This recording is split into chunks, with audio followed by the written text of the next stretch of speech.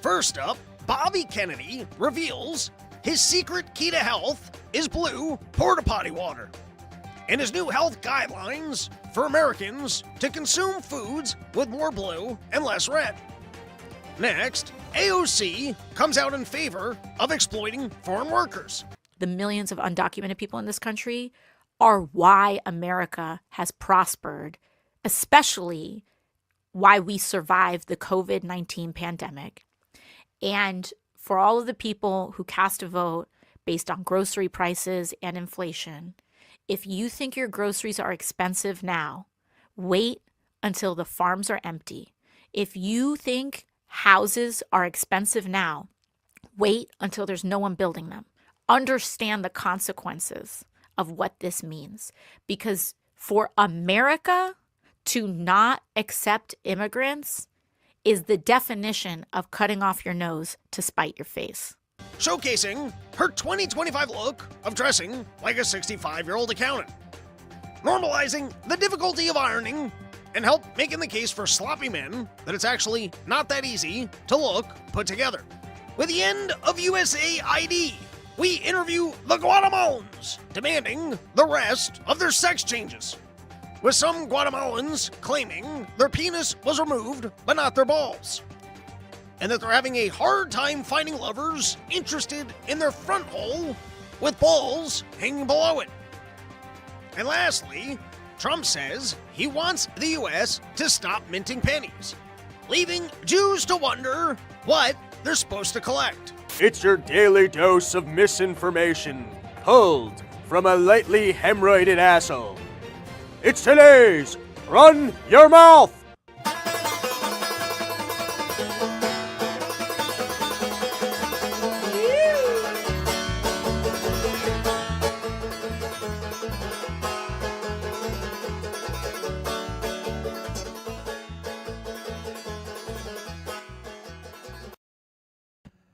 What is up, everybody? Welcome back to the Run Your Mouth podcast. I have a dense episode coming at you with tips on how to survive this constitutional crisis and investment opportunities in Gaza rubble. I have a big position. I took it out a while ago, and, luckily Trump's coming in to support Bitcoin and help us Gaza rubble speculators with potential investments. But first, I am living an absolute nightmare right now. Luckily, I think there's enough soundproofing equipment in here that you guys don't have to listen to what I don't know. Tell me if in the background you guys can hear what I hear in this room.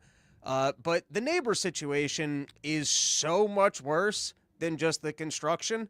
I thought, okay, it's going to be a couple days of construction and I can just ignore this problem and it'll go away. And that's the way I deal with most of my life. You ignore things for long enough, and sometimes that works really well. Like sometimes there's someone in your life and they're being a total nightmare, and you decide, you know what, I don't like confrontation. I'm going to say nothing. And then they just go fix themselves. And you're like, wow, you're a much better version of you now. I'm glad I said nothing. It just reminds me why my financial goals are making enough money that I can just go live in the woods. I think that that's the healthiest way of dealing with people when you don't like confrontation, is having a financial goal of, I want to grow out this beard so long that it just blends in with my pubic hairs and live in the woods where, I'll choose the music for the woods. The woods will listen to the tunes that I want to listen to. The best I can describe of I don't even understand, I thought we were done with the wokeism and the stupid nonsense of this country, but somehow, next to me, they are running a wood shop and dance class. Is that actually what's going on? That's the only way I can describe what I'm listening to, is the shit music of, if you ever got dragged to a Soul Cycle and they're playing like these jungle hypno-techno things that might make sense when you're on Molly at a rave party at 4 a.m. because you're 22 years old and you like really stupid shit. And then somebody decided that they were going to run saw equipment. It's a really quite an enterprise over there. Someone's a real entrepreneur that for some reason they've decided to combine the businesses of a wood shop and dance studio into the same location. Or I guess maybe making the gayest dressers of all time. That they're listening to songs like the techno version of It's Raining Men while building a wood stuff. it's a mashup that doesn't make sense.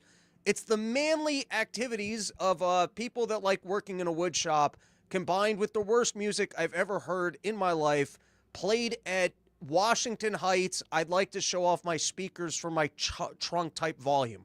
If you ever gone to Washington Heights, some people, they don't even have passengers in their car. Instead of passengers, they like listening to their music at, I would say, planes coming overhead type sonic boom levels. And so they'll import giant speakers into the back seat of their trunk to make sure that they can drown out everyone else's noise and show off how loud and annoying they are.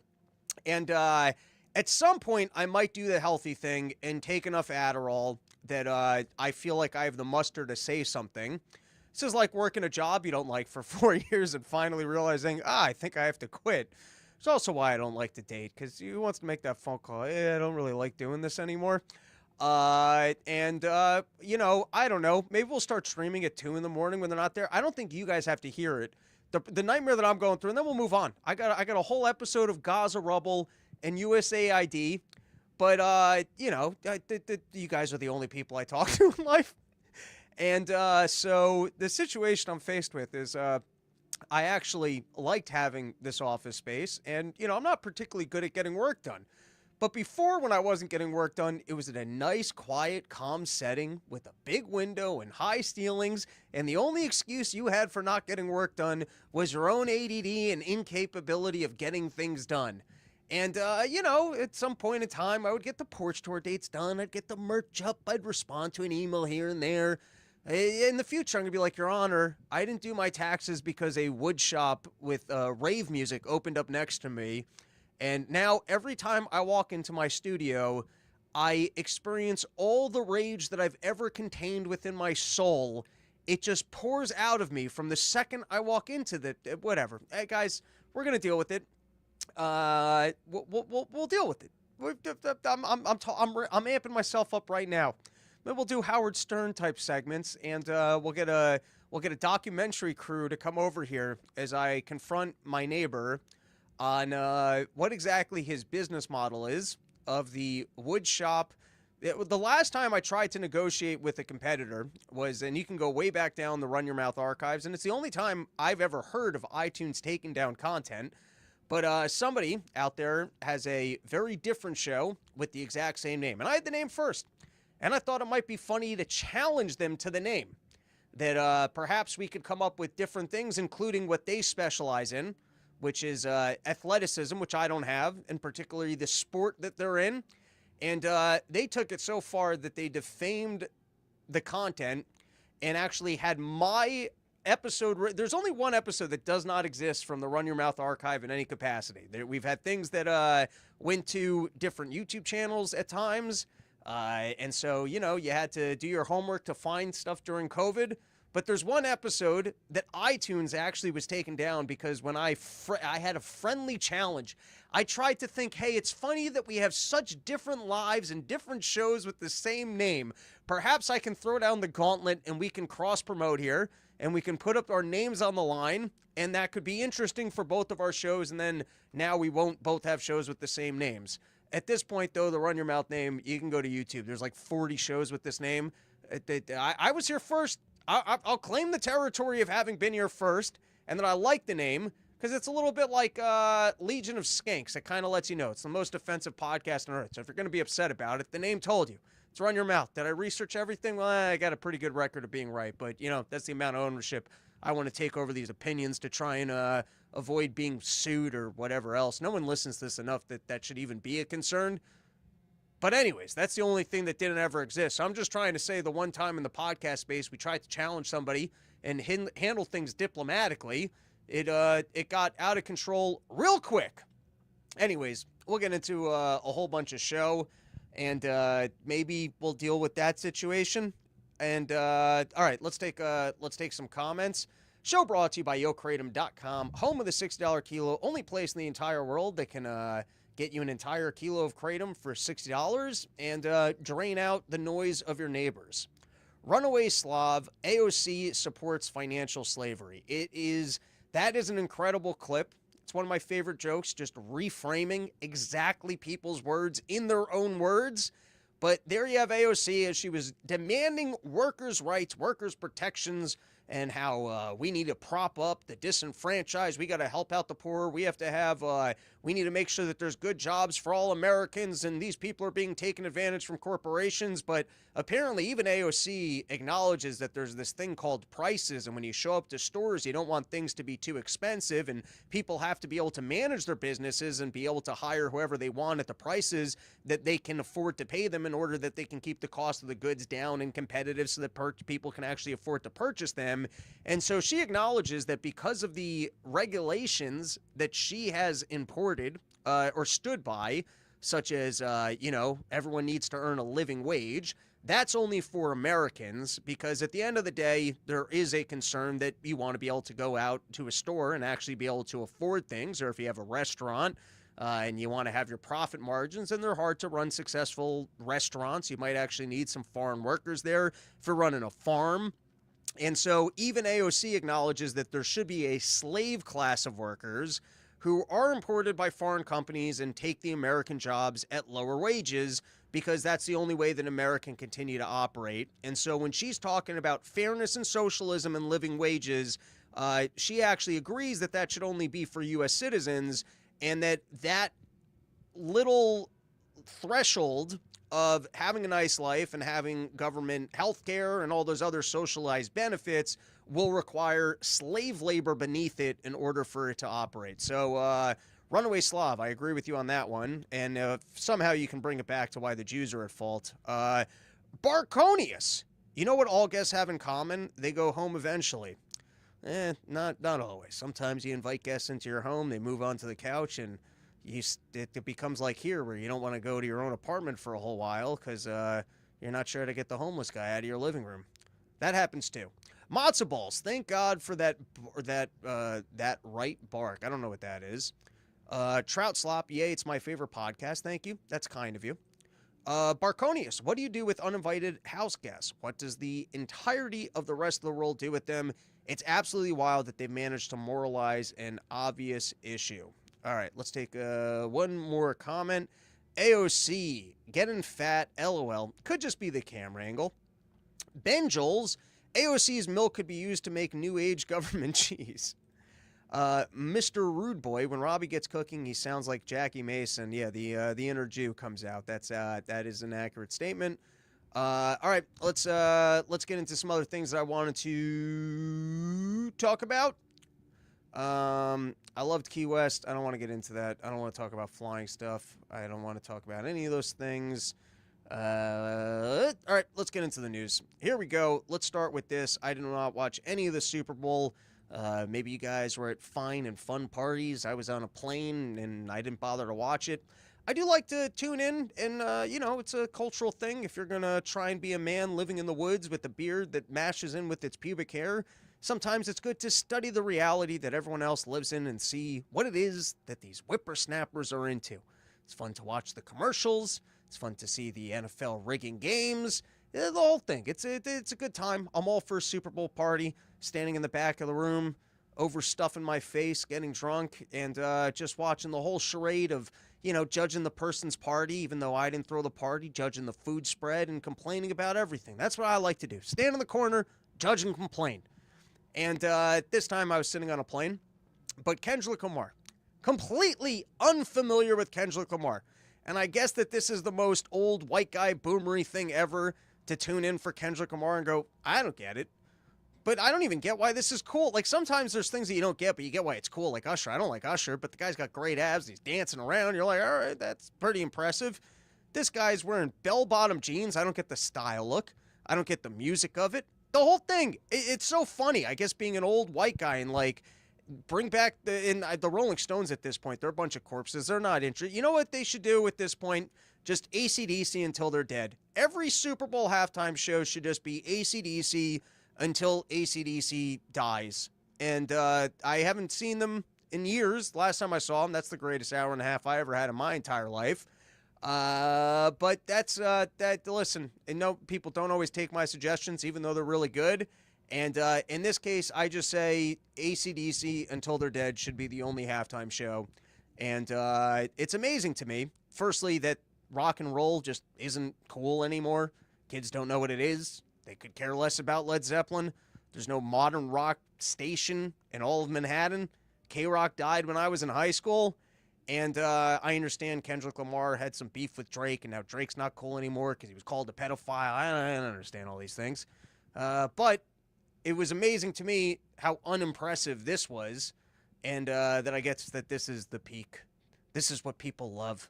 And I'm just standing on the sidelines like, I don't know, I was right about the COVID thing. I think I'm right about this too. But who knows, maybe I missed something. All this subliminal messaging. Speaking up for the little man. All right, let's get into some news.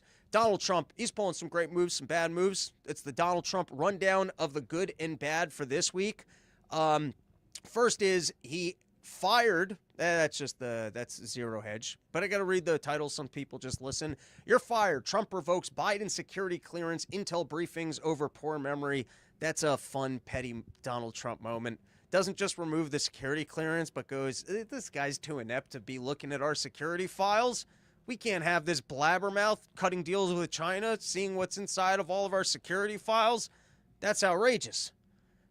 You know what he should also do is just ban Kamala Harris from television. He should go, listen, it turns out Joe Biden is too stupid to have a security clearance. He clearly has dementia, so we can't have him looking at all of our security information. He doesn't have control of his bowels. He doesn't have control of what he's saying. He doesn't know what he's remembering. We can't have him looking at all these files. But then he should also go ahead and ban Kamala Harris from television and say she's empowering the stupid, and she's letting too many stupid... She's setting a bad example of how little a person can possibly comprehend and still hold public office. There's too many people out there. The ESG score rackets are going away. They can't get college degrees studying transgender. And because we're cleaning up USAID, they're not going to be able to get jobs in Jamaica helping people transgender themselves. And what we need to do as a society is hold ourselves to a better standard of what degree of stupidity we allow into the world. And so as president, by executive order, Kamala Harris will no longer be allowed on television because she lowers the standard for the acceptable level of stupidity countrywide. All right, here's some other good Donald Trump moves. This was exclusive. Trump rules out deporting Prince Harry. This was reported by the New York Post. I don't know who asked him this question, but then he really came through with his chief gay queen, top gay queen attitude with his little snide remarks that just cuts deep and goes, there's no reason to deport him. He already has to deal with that miserable cunt of a wife of his. That's punishment enough. I'll leave him alone with that miserable whore slut wife that he's got to deal with. That's already bad. Deporting him wouldn't make his life any better or worse. I'll leave him alone. That was actually the line. I'll leave him alone, Trump said about Harry. He's got enough problems with his wife. She's terrible. Next good move by Donald Trump is he put Anna Polina in charge of the declassification of JFK assassination records, Epstein client list. And this one's an interesting move because I think that this is the best of Donald Trump. Expose the deep state, expose the storylines, let us know about all these pedophiles that exist in Washington, put it out into the world. This is how you wake people up. This is how you educate them. I mean, sure, the JFK assassination, 50, 40, 30, I don't know my history years later, they still need more time to clean up the file. But put out the Ray Epps file. Put out the Bigfoot file. Tell us about the aliens. Tell us about the drones in New Jersey. Tell us the good stuff. Stand for transparency and make it interesting. And so Donald Trump, you know, he's like an old Fox News guy, and he's like, who's the hottest person working in Congress? Let's make it interesting. Put her in charge. More people will pay attention. And it's a good strategy. You take the hottest lady in Congress with the juiciest storylines, and you roll her out there, and then maybe more people pay attention to it. Or you end up killing people's interest because perhaps when you put the hot chick in charge, she turns it into a hot chick story where they just go so long and far on the wrong details, you stop caring.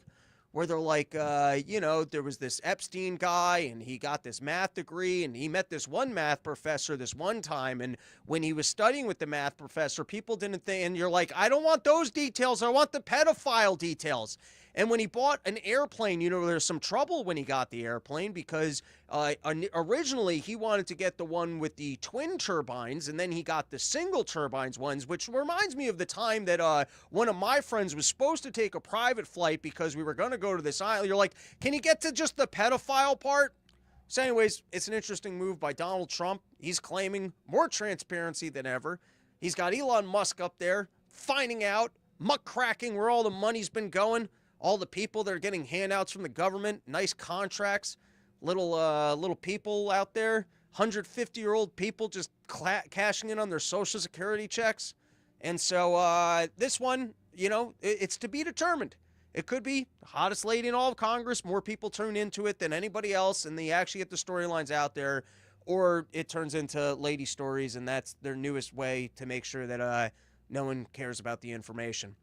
Next is Trump says he wants the U.S. to stop minting pennies, and let's get rid of all change. Change doesn't. I got to tell you, if you're running a cash business, change is a mistake anyways, because that means that more people are going to pull out their credit card. If you could walk into most places and just have things be just an even $5 or an even $3 or an even $2, I'd be so much more likely to carry cash and pay in cash. The fact that you want it becomes out to 37 cents and then I get a stack of change I'm going to do nothing with.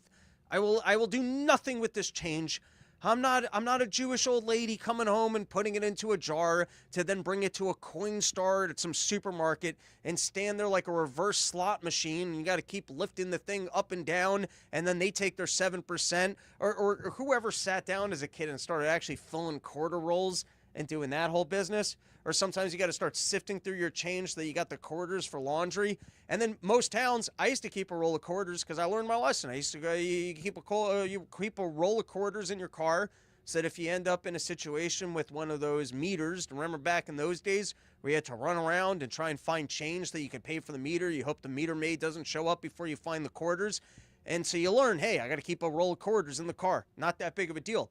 And then they made it even more annoying because now you got to walk 4 blocks over and the machine's ruined. And then do I have enough time to get to the other machine? And then you got to remember your license plate, realize you didn't know your license plate. You're standing in the rain. You got to walk back to your car to put the ticket in the car after you inserted the license plate.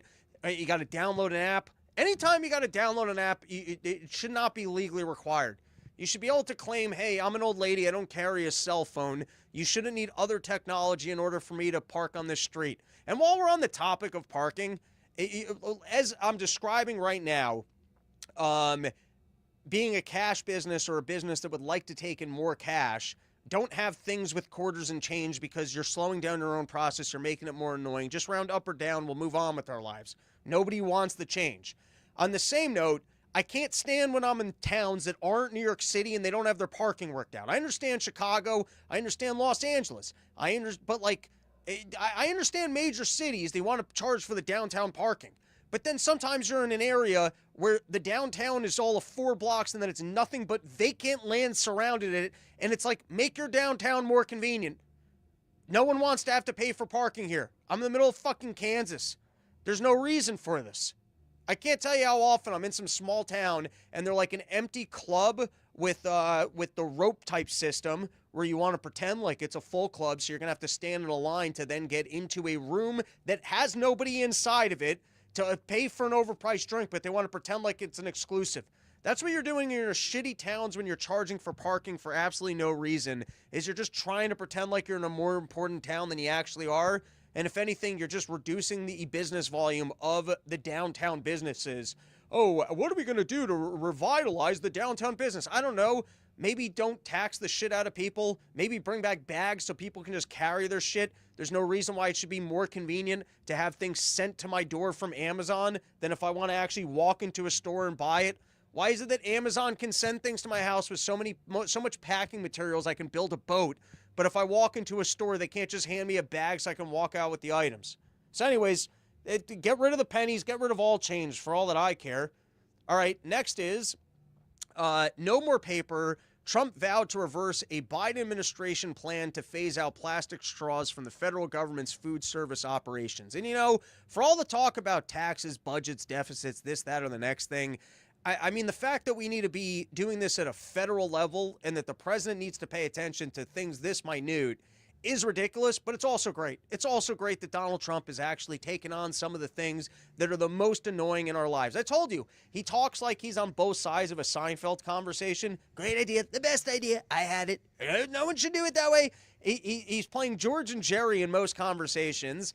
And like a classic New Yorker, he's also taken on the petty bullshit, which is just give me back the plastic straw. Fuck the turtles. All right, I drink way too much coffee to be getting plastic straws that are disintegrating in my mouth. Or there's nothing worse. You go into there, it's a sippy cup. I know, I don't want a sippy cup. I want a fucking straw. Believe me, I prefer hot coffee. I'm just trying not to ruin my teeth because I drink 10 of these a day, and I got to look at my stupid face on camera. And I don't want to be spending $1,000 3 times a year to get my fucking teeth whitened. And so I drink it through a straw, so at least it minimizes how much blackness I just have brushing up against my teeth. And then you get big dentists coming in. And by the way, you know what soda does to your teeth? For all you people drinking soda out there, you drinking soda without straws? You're talking Cavity City right there. And so what do? They try and take away the straws. They pretend like the paper ones were better. There's no way the paper ones are even better for you. Who knows what kind of shit you're now just absorbing into your system because they disintegrate into your coffee. The same way that the masking made no sense, that for your child's safety, we're going to put blue-dyed cloth from the factories of China against their face for 2 years and not let them breathe fresh air for their own health. We'll find out about that one at some point in time. What's the effect of a blue-dyed cloth from a factory in China being against your kid's face for your own safety? Yeah, and I love a turtle. I love a sea turtle. Are you kidding me? I'm that kind of autistic. I hate the Fed and I love sea turtles. That's the autist that I am. I like an aquarium every now and again. Walking around an aquarium, you know what's first on my list? If they got sharks, I want to see the sharks. If they got giant shit, I want to see the giant shit. I like seahorses. You know what? Those are fun to look at. I feel like that old walk on me walkway guy at the moment, but I like a nice seahorse and I like a sea turtle. I like seeing a turtle. I used to walk this little park where you have these little snapping turtles. I like looking at a turtle.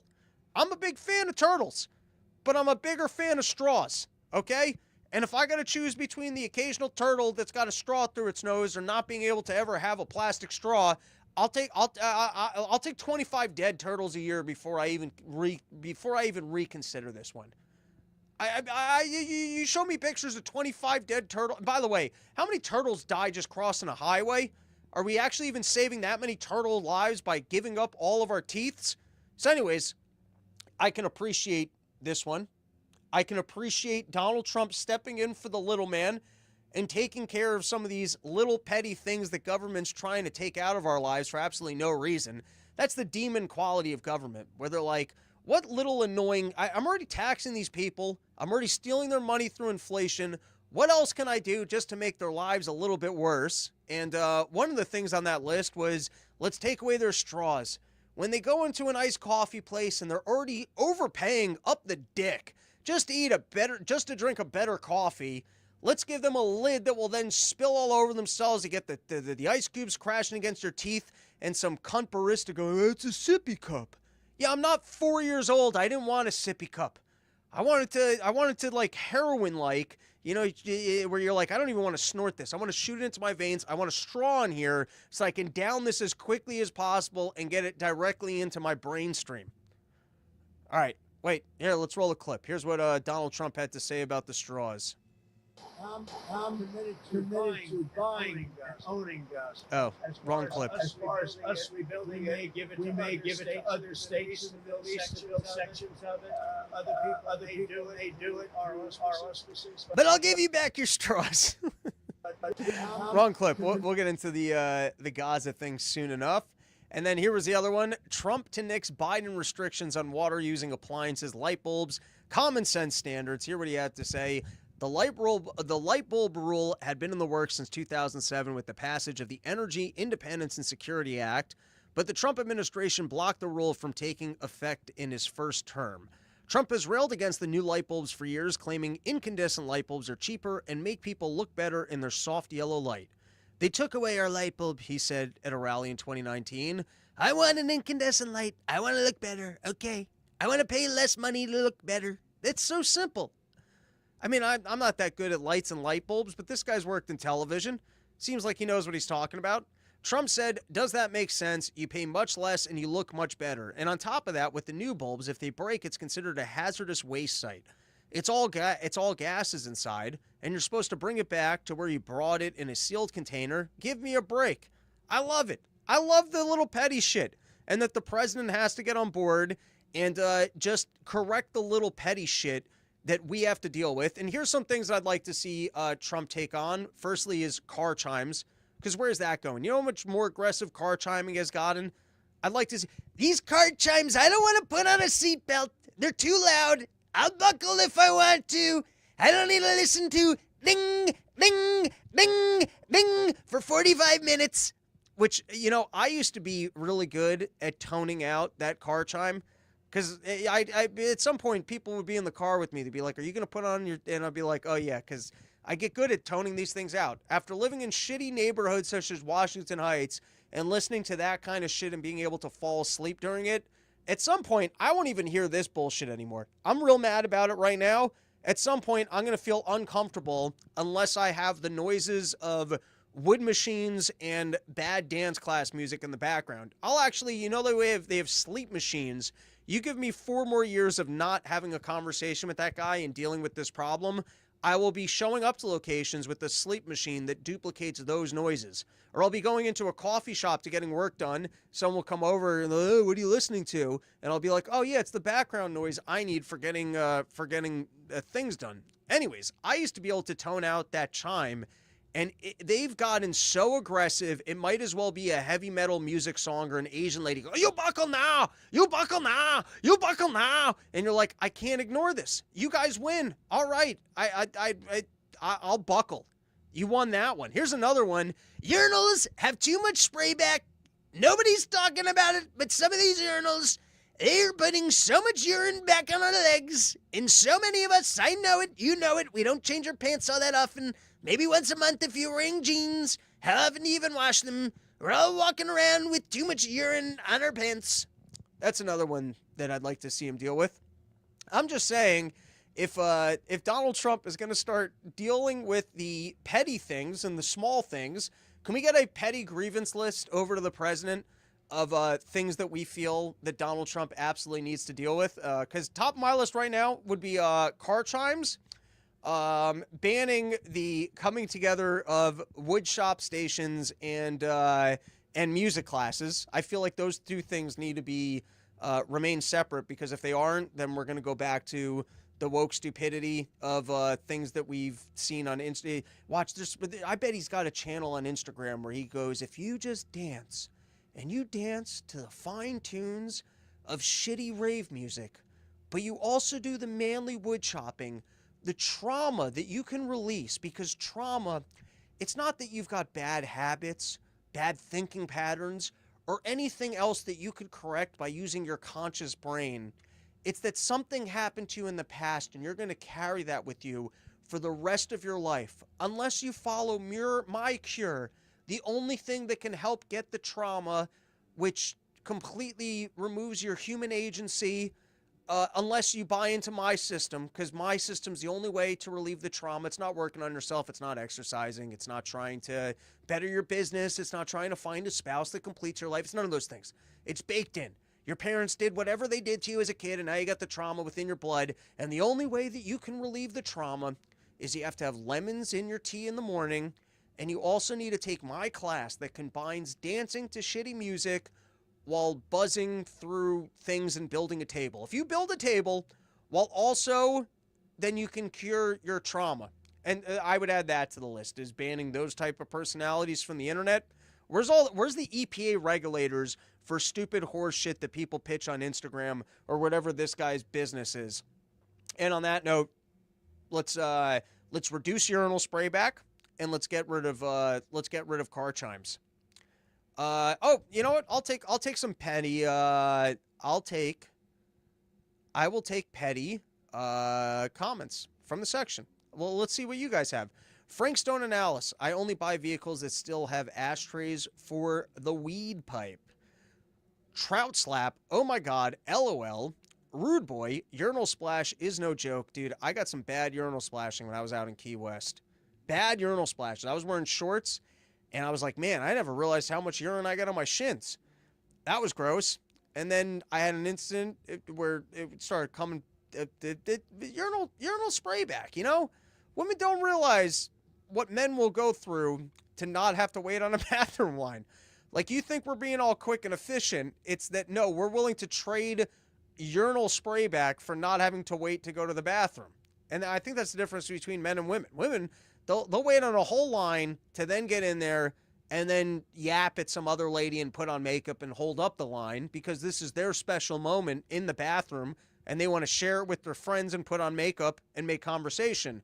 Whereas the dudes are like, I'll deal with urine on my legs. Let's get this the fuck over with. I want to get back to my beer or walking around in circles anxiously. I want to get this bathroom usage over as quickly as possible so I can return to my previous activity of being nervous about where I can find a bathroom. If any truer statement was ever said about my entire existence, it was that line right there, and I should turn that into a bit. Barconius. Haha, that's a pissing technique problem. Piss down the side of the urinal. You know, I get what you're saying here. And not all, some urinals don't have good, so you'll end up peeing on the other guy. That's a bold move for all urinals. I know what you're talking about. Sometimes it's got a real sidewall and a curvature. I'm not new to urinals. I don't not pay attention to these things. Barconius. The angle of your dangle has to be inversely proportionate to the heat of your meat. You know what? Maybe you've done better research on the topic, and I haven't been paying attention to all the variables as much as I just claimed I was. And, you know, I invite you onto the show but you have to make a full PowerPoint presentation out of it. You can't just come on and bullshit. You can bullshit your PowerPoint presentation, but if you'd like to come on with a presentation for proper urinal formations for reduced urinal sprayback, I would love to have that presentation on the Run Your Mouth podcast. Evil Fandango. You got to angle the stream into the urinal. If you're going to straight on, it's going to spray back. You know what? Maybe these are things just my parents didn't teach me. Maybe you guys have better techniques. Or maybe I'm speaking about bad urinals that, same as we got the lead paint out of buildings, there's some bad government urinals out there in airports and parks that haven't been updated. Mr. Rude Boy, how about sprinklers not spraying cars and sticking to the plant life only? That's not bad. Barconius, I'll bring a flow chart like I'm Charlie fucking Day trying to solve a conspiracy. You got to provide the red yarn and the thumbtacks. That's what I'm talking about. robsnewsroom@gmail.com. We're going to be doing another episode on Friday. Hit me up. We'll get that done. And hoping to ramp up and do more episodes because I actually prefer this nonsense to in-depth news things. All right, and on that note, I have like 40 more slides. Now let's get into immigration stuff. You've got Donald Trump. They're starting to round people up and getting rid of criminals like this guy who, very white, really blended himself in for some Mexican gangbanger. And you got the guy on his right, the guy on the left. They're all showing up. Man, do they look cool. They've got extra guns, the John Wick vests. And, I mean, not the John Wick vest. That was the wrong example. But you get what I'm saying. These guys look cool. They look tough, and they're rounding up the real criminals. And then I watched this video where some real undercover, looking like they're just coming for takeout people, took out some people in the kitchen. And, you know, I hate to take AOC's side on this, but when Seamless can't deliver you food anymore, do the restaurant workers last, if at all? If they're here and they already got jobs and they're working, do we really want all the fast food prices going up? I've spoken to some people, and they're telling me that in their kitchens, their workers are terrified, and they've got good relationships with those workers, and it seems like a win-win situation. So I don't really know why you want every single person terrified to show up to work for restaurants to figure out. You're going to end up with like underground kitchens below the kitchens where you got the actual staff working. Or you're going to end up with like these delivery center things where all of the food is just coming through seamless delivery with the one company that's figured out the good visa work programs that they're allowed to. It's going to be like the farms where you get the big consolidated farms who are able to import workers while you legislate the hell out of the independent farms. You're going to end up with every mom and shop business having to close, and then some conglomerates running better delivery businesses because they've worked out some sort of an angle where they're allowed to have foreign workers. And that's going to turn out to be unpopular over time. Go after the criminals and go with my second-class amnesty idea. It's a good idea. Now this one, I read this one today, and sometimes the nice thing about taking a couple days is that you come back to you're like, yeah, that's not that good. I don't have to talk about that. But I laughed really hard when I read this. And so this was from the New York Post. They were talking about the sophistication of the tunnels that the Mexican cartels use. And if I like a tunnel, so I wouldn't get rid of the tunnels. If anything, I would just try and pretend like you didn't know about the tunnel, and then just surveil the tunnel, and then bust everybody when they start delivering the stuff.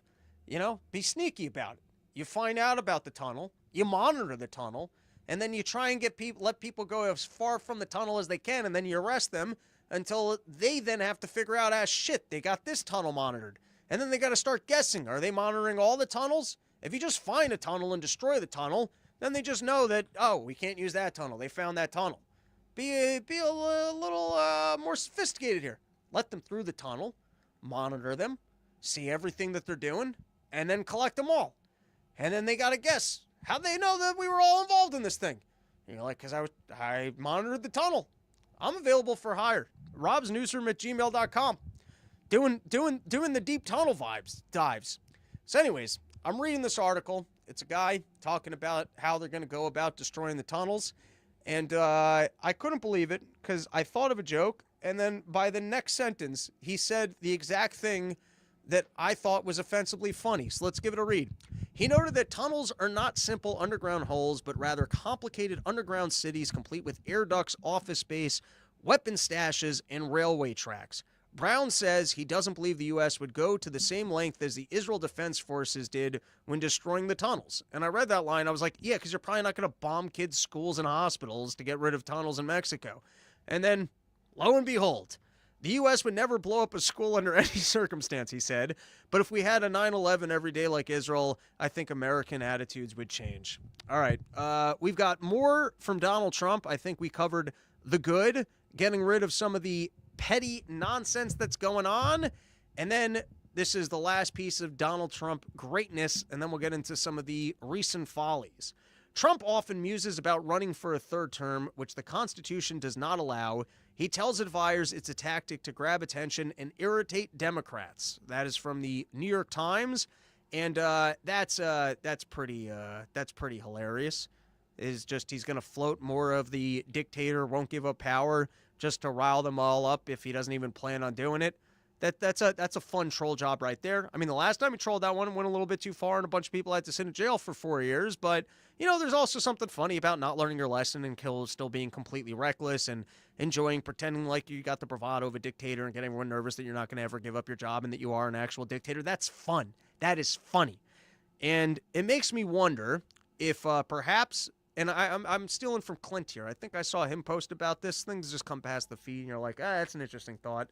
Pretty sure Clint was the one that had posted that perhaps this is a negotiation tactic by Donald Trump in saying that we're going to own Gaza.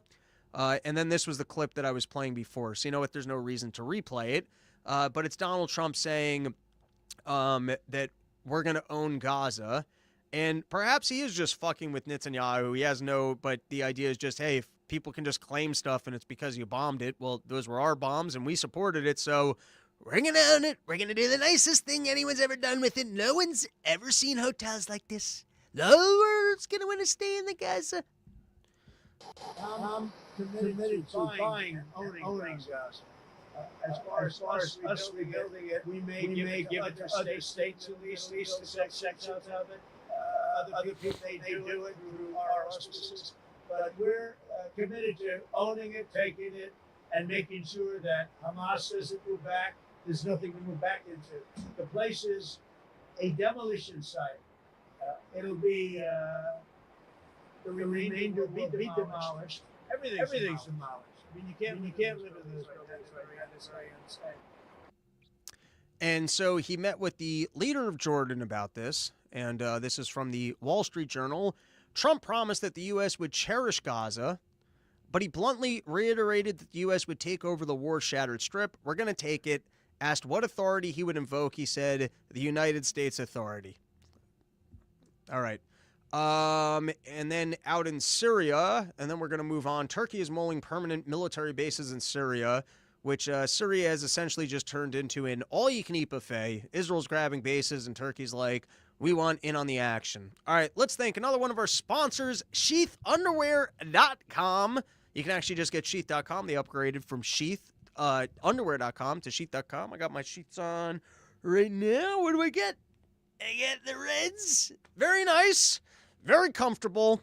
It's the only thing that can get me through having to listen to this bullshit over there is the fact that my balls are in the most comfortable underwear that's ever graced the balls of man. Because sometimes the universe sends things like this your way.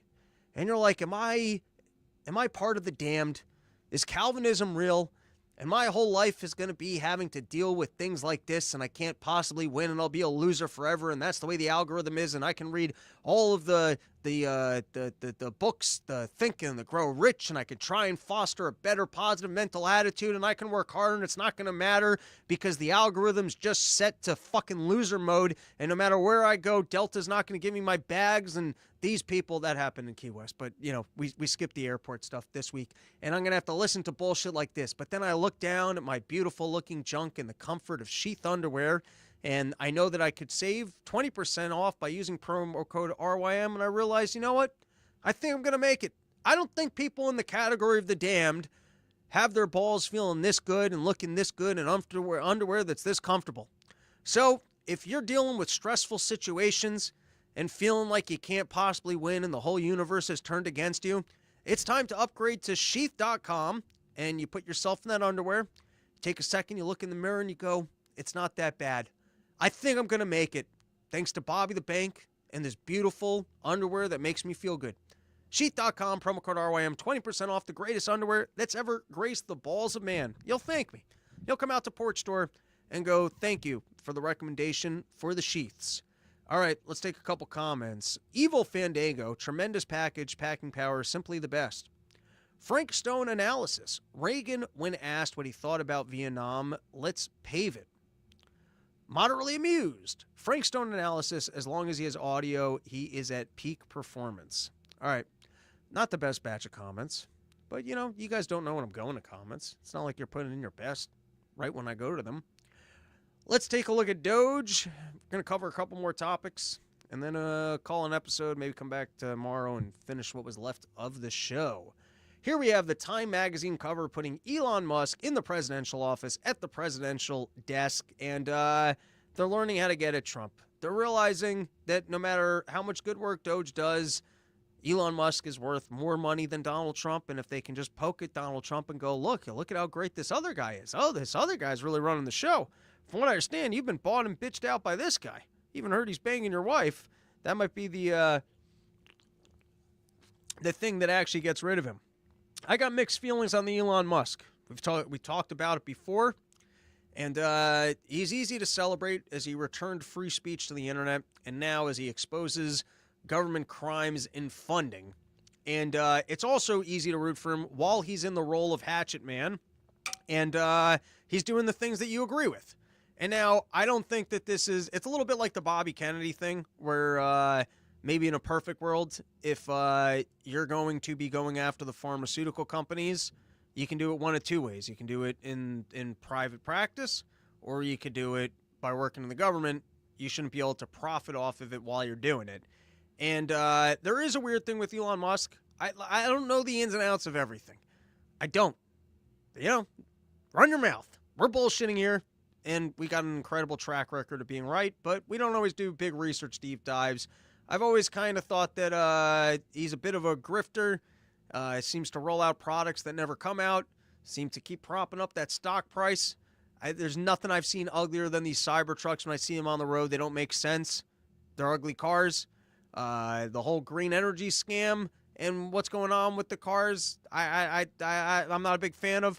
the mining and pretending like we're being better, the cars that don't last as long on the road and are more difficult to recycle. I don't know that any of this is better for the government.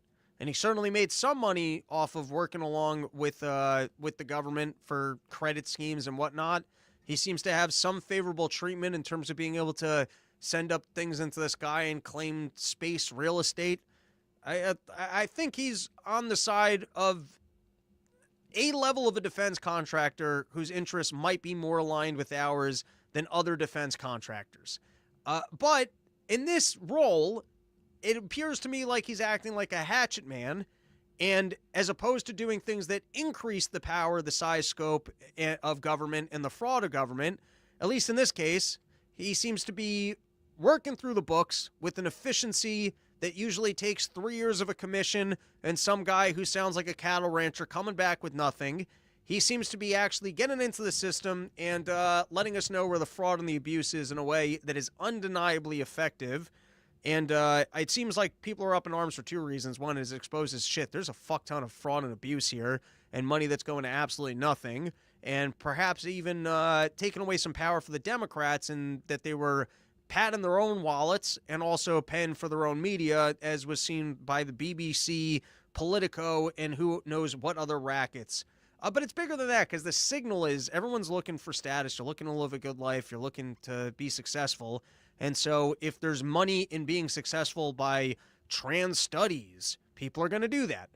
And then everything becomes dishonest markets. Nothing's about competing. Nothing's about creating value. Nothing's about what consumers want. It's just false signals from the government as they prop monies into industries that they're looking to prop up, and then people then working in those industries. And so it's easy to cheer for the guy as he's being a hatchet man. I do wonder, though, if maybe we're all getting this one wrong. He's going to collect all the data and actually do something nefarious, but I haven't seen that storyline explained, and I remain open to it. I'm not just going to, or I don't think we're just here championing it and going that this is flawless, perfect, the greatest thing that's ever happened. I think Twitter's a big win, and I think to the extent that he's exposing fraud and corruption, that seems excellent. And he seems to have done a great job of it so far. I also don't understand exactly what the data's already been collected by the government. I don't understand how him sifting through it to expose fraud and corruption is dangerous. And I also don't understand how if Donald Trump was voted into office and he says, hey, I'd like for this guy to make the recommendations and to sift through this data, and then it then is being approved by Trump and it's actually getting rid of bad spending and fraud and abuse. I don't really understand or haven't seen the other side of this argument well articulated as to why this is so dangerous.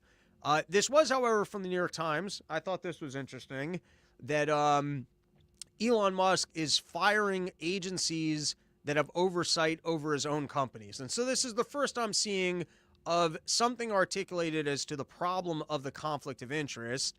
But we do have, I want to take a second. I'm sorry, this is ADD. I'm going to prop up the gain on this for a second so you guys can actually hear the shit that I'm listening to.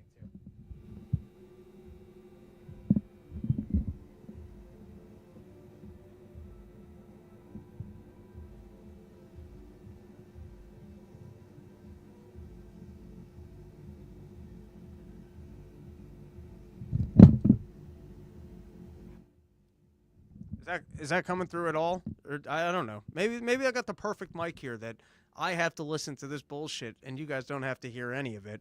And you guys are only hearing the tunes. You're not hearing the saws. I came in here last night. The whole room was shaking like it was a fucking earthquake. Anyways, we're not going to get distracted by this. I'm not in school. There's no test that I won't be prepared for because I was looking out the window and paying attention to the noises in the hallway.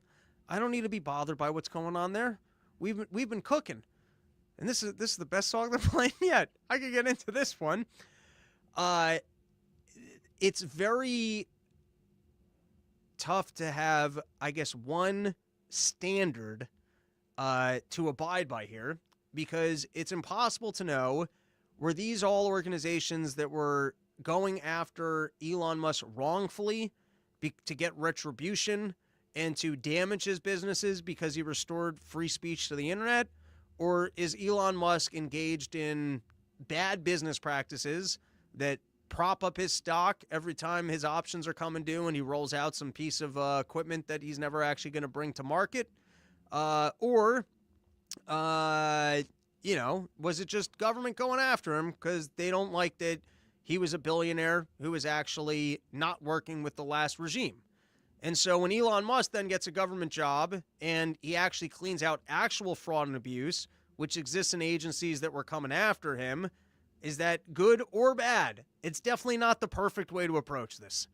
But it's hard to know. And I even saw Joe Rogan was talking about this, where they went off after the wrong autistic guy when they made the claims, and so he's got his little wizards who are good with the big data and collecting the data and figuring out all the fraud and abuse from all the organizations that were making it difficult for him to operate his business. And that is a problem that we have right now. I think Bill Gates, there was a time when he was more focused on Microsoft, and then they wanted to break up his monopoly, and he realized, the game here is more on being on the side of government than it is actually trying to create products. Not saying he was a good person when he stole those products, packaged them, and, did all the things that he did. But I think at some point you butt heads with government and you realize, I can't just be in the market creating good products that people will like, because government wants a piece of the action and they might have sided with a competitor and ruined my business, or, seize my business or help the competitor. And so I have to be somewhat involved with government. And so it all does kind of come back to government, and that we live in this world where government does fuck with your business. And so you have to engage with it. And so in your decision to engage with it or to try and take it over so that it benefits your industry, if you're doing good work for your industry, I guess trying to rig the game so that you can have more of your industry could be helpful. Like pharmaceutical companies. Let's say the FDA actually, you have a good product and the FDA won't allow it into market. And so you figure out how to lobby this person, get this senator, blah, blah, blah. You get the thing on the top of the pile and your good product ends up to market. So in that case, you use the fraudulent system to benefit society. But then you can just as easily, that's the problem, because it's not the market, it's not market mechanisms, it's not whether or not the product is valuable, it's whether or not you hijacked government for government to allow your product to exist. That's the problem here. And so to point out, hey, Elon Musk has a conflict of interest in what he's doing, and that he's going after organizations that were going after him, I don't know that he's necessarily the bad guy there. Does that make sense? I hope it makes sense. Anyways, there was a brief meeting of, I think it was an hour long. I didn't watch the whole thing. It was brief to me because I only caught the clips.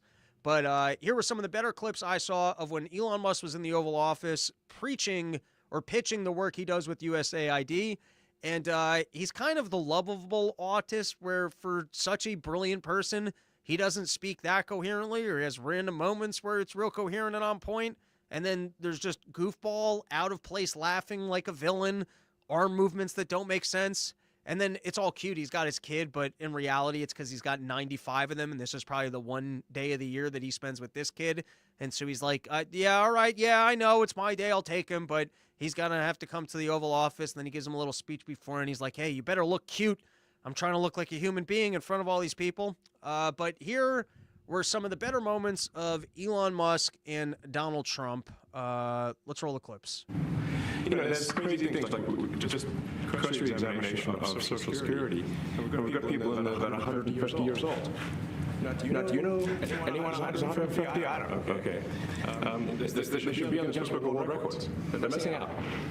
That's the case where, I think they're probably dead. It's my guess. Or they should be very famous. One of the two. So there's the first fraud and abuse that he's labeling, is that clearly there are Social Security payments that are not going to the right people. Listen, I ran PayPal. I know the way this thing works. I can just work through this and get rid of some of the fraudulent payments. And sorry to the guy out there that's claiming your mom's Social Security check and is drinking the good trailer park life of just drinking and affording your junk food off a Social Security check of someone that's long dead. And on that note, let's not send that guy to jail. If anything, we should send him a letter and go, hey, man, nice grift. Thank you for not claiming more old people and just not notifying us that somebody died. and it's on us because we just continue to send checks even though the person's 150 years old. So whoever was engaged in that fraud and abuse, let maybe send them one last package of Cheetos and alcohol and say, hey, man, it's going to be time to go back to work, but don't worry, you're almost eligible for Social Security yourself. But I'm just, it's hard to criticize what Elon Musk is doing unless you can tell me what data he has and what's the dangers of what he can do with the data. To the extent that he's recognizing fraud and abuse and cleaning it up, such as here, this one's pretty obvious. Why is government so ineffective at payment processing that it's been making payments to people that are 150 years old? All right, here's another one. What we're finding is that a bunch of the fraud is not even going to Americans. So I think we can all agree that if there's going to be fraud, it should at least go to Americans. But a bunch of the fraud rings that are operating in the United States and taking advantage of the federal government, especially in the entitlements programs. You guys are telling me that the clips are echoing. I'm actually... Let's try this. Tell me... Maybe if I pull my... Let me... I think there's 2 adjustments I can make on that, and you guys tell me if this works.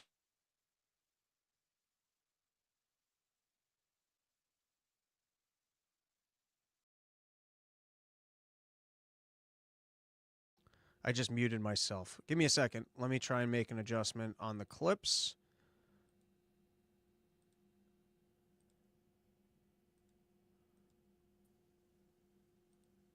All right, let me know if you guys have double-backed audio, and if not, I can make another change here. Let me know if this double-backs. Are actually foreign fraud rings. They're operating in other countries and actually exporting money to other countries. We should stop that. And this is big numbers. We're talking about $100 to $200 billion a year. Sure. Serious money. So there you have Elon Musk claiming that $100 to $200 billion a year is going to fraud in other countries. So once again, I mean that sounds like a significant chip in the amount of money that's being wasted. I mean, if there's $200 billion that is going abroad, just spent fraudulently, and he's finding that in week 1. Think about. I mean, that's a crack at the deficit. $200 billion, that's more than what the wall costs. That's about, I think, what we spent on the Ukraine war. Could be wrong on that. All right, and then I got one more clip, and I do think we just solved the echo problem. So let's play one more clip. Give me a second. Got to mute. And also, could you mention some of the things that your team has found, some of the crazy numbers, including the woman that walked away with about $30 million, right, etc.? Well, we do find it sort of rather odd that there are quite a few people in the bureaucracy who have ostensibly a salary of a few $100,000, but somehow manage to accrue tens of millions of dollars in net worth while they are in that position, which is, what happened at USAID. We're just curious as to where it came from. Maybe they're very good at investing, in which case we should take their investment advice, perhaps. But they seem to be mysteriously, they get wealthy. We don't know why. Where does it come from? And I think the reality is that they're getting wealthy at taxpayer expense. That's the honest truth of it. To the extent that he's cleaning up fraud and abuse that is this flagrant and blatant, let's rhyme over here. I don't know how anyone is taking the other side of this one. I mean, I think it's obvious. I think it's because it was their money and their organizations, and it was lining their pockets. And I think anyone who's out there screaming against this and the constitutional crisis that it is to be cleaning up fraud and abuse, unless you're also saying, hey, here's how we can clean up this fraud and abuse without Elon Musk doing it, it sounds to me like you're defending the fraud and the abuse, or that you think it's better that the fraud and the abuse still exists. All right, last sponsor of today's episode, PhoenixAmmo.com. They're not part of the fraud and abuse racket. How many people in the big military industrial complex are just cashing checks from the government off of bullets and that's how you know that this guy's got good bullets, is because he's not just taking a government check, and so he doesn't have to worry about how good or bad his product is. The only way that this guy makes money is if people like you who like having bullets on hand for your firearms that you're over the legal age and you're going to use responsibly are purchasing. And so he actually has to have good bullets. Unlike all these government companies that will sell to the government, just go to phoenixammo.com and support the company that won't sell bullets to the government. They will only sell it to you, and know that they are quality because they don't get free government money. So they have to actually have a good product. All right, here we go. Big Ballz. This was all the rage last week. Big Ballz, it was working for Elon Musk. He was muck cracking. He's working it, and he had some racist tweets as a kid. And listen, if you're going to find autistic kids that are good with numbers, there's going to be some racist tweets. You're also going to fire every single lady from a marketing position because they got slutty pictures of them on Instagram. We all do dumb shit on the internet. There should be the great internet amnesty bill from, I don't know, age 12 to age 26 or something. You should be not held responsible for any comments you did or did not say online until maybe you're 33 or until you're married and have your first kid or something. I mean, the fact that people say dumb shit on the internet, we're going to get to a point in time where everyone said some dumb shit on the internet. You had an OnlyFans for a little while, and people do dumb shit. And if you're really good at your job, which is autistically cracking numbers, it's another stupid metric. Although it does look a little bit bad when you got Donald Trump coming in and everyone's all concerned evil racism, and then you got this guy talking about the pure bloods and whatnots. It's not the best of optics, but I mean, the kids say dumb shit. You know, when I'm age 50, don't play back what I said on Run Your Mouth. CNN, let's just plow. Let's plow through it all. Let's have a long episode. Let's leave nothing left on the table. FBI turns over details of 5,000 employees who worked on January 6 cases to Trump Justice Department as agents sue. And speaking of releasing the Epstein list and having hot Anna Paulina Lena out there telling all the storylines, you want a good storyline. Donald Trump administration, write this down. Here's a good storyline. If half of the field officers at the FBI were wasting their time putting political prisoners in jail, then divert all those resources to things such as pedophilia rings, and then every single time you bust a pedophile, you look back at the Democrats and say, look at the wasted resources that empowered these pedophiles to still be out there touching kids.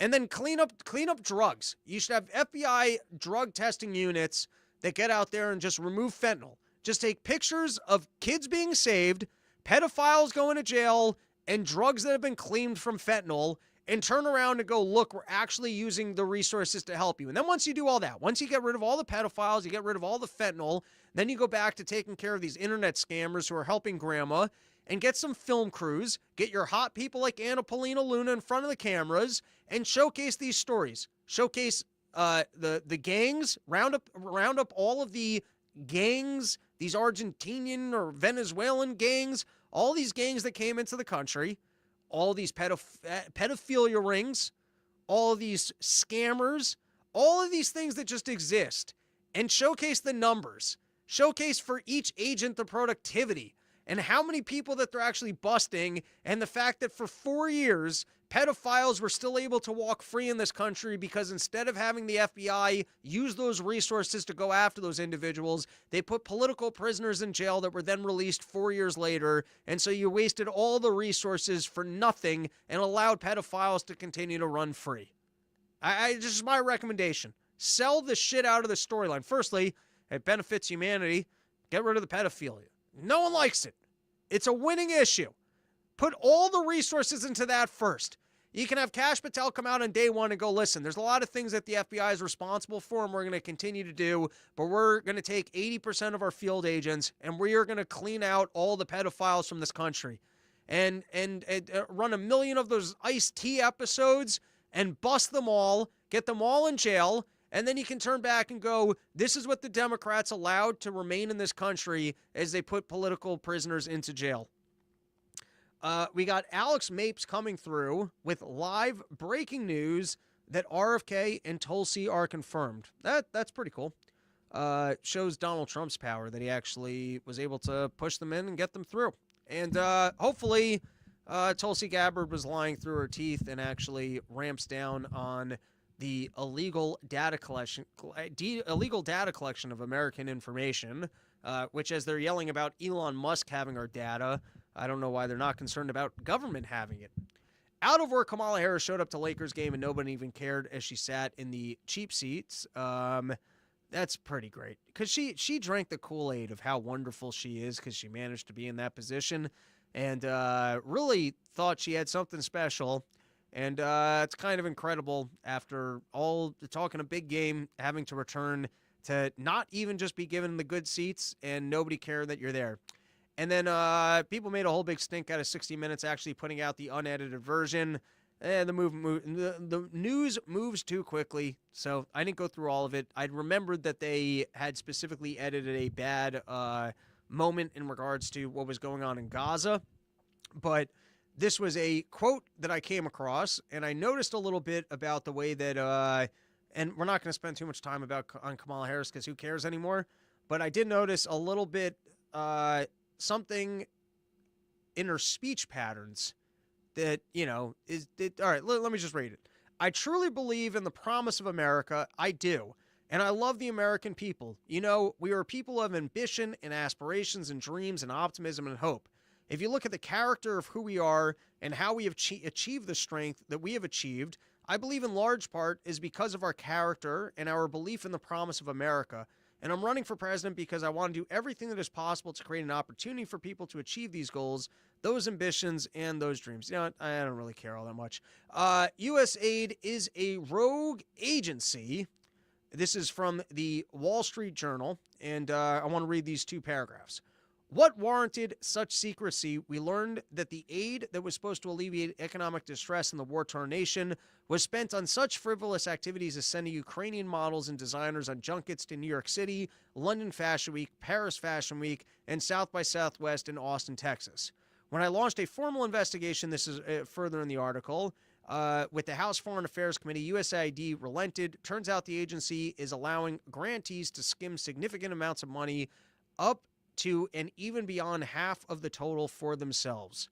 Once again, putting the question back on the Democrats freaking out about the exposure of this fraud. Do you stand by the fraud? And why do you think cleaning this up is such a big problem? All right, I'm going to play this last video. What was really and then we're going to call it an episode. And we'll be back with more on Friday. And going to figure out how to do more of these so that, I don't know, so that we can cover more. Because I don't need this much. I don't need this much to talk about in a single episode. Let's go. Last video for today. Got to mute myself so we don't double back. Here we go. Give me a second. Producer's kind of retarded. Doesn't even know where the mouse is at the moment. Doesn't know how to mute the thing. There's a second way for me to mute me, though. All right, here we go. What was really lovely about what you just said is just to remind people we built a government to work for all of us. Yes. We're just all better off if, in fact, the bird flu gets under control and that our eggs won't kill us. We are all better off. We're better off. We make these investments in infrastructure. We make these investments in our payment system so people don't get cheated. That's how we keep the economy going. And look, bless everybody who gets out there and makes a fortune. Bless everybody who gets up every day and goes to work. But understand the underpinnings of all that are something we all invested in. And now we've got Donald Trump and his co-president, Elon Musk, and they're just running a wrecking ball through it. And it's not like it's an abstract problem. It is really and truly the kid who needs an aid to be able to sit in class so that they can get an education, taking that aid away and maybe taking away that whole classroom. It's these very real ways that people are touched by this. And, so we got two problems here. And here's the good thing, is that Elizabeth Warren is the best that they have to try and sell this storyline. Remember how well she polled? Remember how likable this lady is? So here's the good news, is that the Democrats have no bench, And they don't even have someone who can hit the media circuit and sell the storyline of why this is a problem, because they're stuck with this unlikable old granny pants that lied about being an Indian, and no one cares what she has to say. So good luck. Good luck selling us on why this is such a problem. And of course, it always goes to the same thing. This is dangerous because of the basket of things that we were doing. One of the things was this cancer fund for the kids. And so unless you allow for all the fraud and the abuse, well, why do we have to allow for all the fraud and the abuse? Well, what if they come out and they say, we're not trying to get rid of schools. No one said we're getting rid of schools. No one said we're trying to get rid of education. We're trying to get rid of the fraud and the abuse. Why are you taking the other side of this one? But of course, she doesn't speak about the fraud and the abuse. They just instantly go to, well, if they continue to do what they're doing, then we're all going to die because the roads won't have the roads and the schools will be gone and your kid won't get an education. That's not what they're doing. They won't take on the fraud and the abuse part. Not gonna mention that part. I like how I started turning her into Brian Regan there. But anyways, point I'm trying to make is that the Democrats don't have anyone to sell it. They don't really have anything to sell. I don't understand how they're trying to take the opposite side of let's not clean up the fraud and the abuse. All right, that is our episode. Thank you for hanging out. I shouldn't be doing this at the end of the episode. Rob's Newsroom at gmail.com. Start email me the porches. Last week I was home a couple days and I was shooting that thing. People are getting back to me and I haven't responded to them yet. But I do have to start lining up some porches. I'm lucky this year. I think all of the Dave Smith dates are on the books. So I actually know all the weekends that I'm free. And so I can start forecasting ahead. Usually I got to try and wait for those dates to come in because those are fun and lucrative. And so don't want to miss any of those dates. But they're all in. So Rob's Newsroom at gmail.com. Want to start putting things together. Also, I want to start seeing some Fauci t-shirts on TV. I'm going to come up with a prize package of if you can pull the old Baba Booey and start showing up behind news things, or if I can start seeing on sports games, prosecute Fauci t-shirts. They got the bumper stickers up there. Spread the message. And it's a simple message. Let's look into the guy. It's a way of educating the public of let's not let him get away with it. And it would warm my heart. It would get me through another day of listening to this person over here if I could turn on my television and see a prosecute Fauci t-shirt on the background of a person reporting on the street, up at a ball game, out in the stands. And that's robbernsteinmerch.com. You also got some Run Your Mouth stuff. You got some cool tees. You got all sorts of stuff going on there. And putting together the porch tour dates, and that is our episode. Thank you for hanging out with us. Back Friday with another one, and gonna figure out when these people aren't here. And I don't know, maybe I'll start becoming a 5 a.m. tea and nicotine person. All right, that's